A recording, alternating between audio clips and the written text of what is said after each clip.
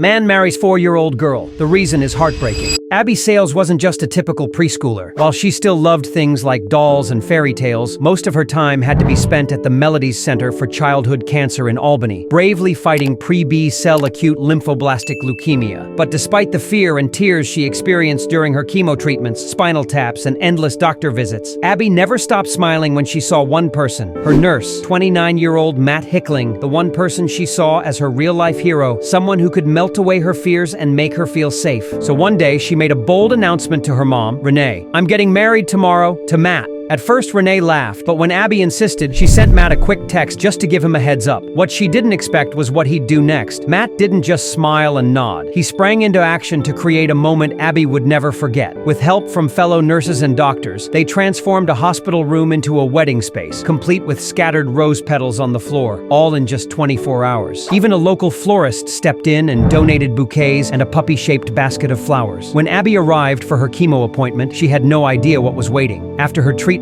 she was dressed in a white princess gown and led into the decorated room. Music began to play as she walked in, and the staff hummed, "Here Comes the Bride." There stood Matt in a tuxedo-printed t-shirt, smiling from ear to ear. As he called to her, Abby clutched her tiny bouquet and ran straight into his arms. When Dr. Jennifer Pierce began the ceremony with her opening remarks, Abby couldn't wait. Giggling, she cut her off mid-sentence and asked Matt, "Will you marry me?" Without hesitation, Matt said, "Of course I will." Then they sealed the moment with 2 ring pops and a big hug, followed by cake-smashing laughter and a joyful ride down the hallway in a pink toy car decorated with a "Just Married" sign and trailing tin cans, as Abby rode inside and Matt pushed it along. Even though it was just pretend, Abby called it the best day of her life. But for Matt, it was more than just a cute moment. That moment may have looked like a simple act of kindness, but it might have done more than lift her spirits. It may have helped strengthen her fight to survive.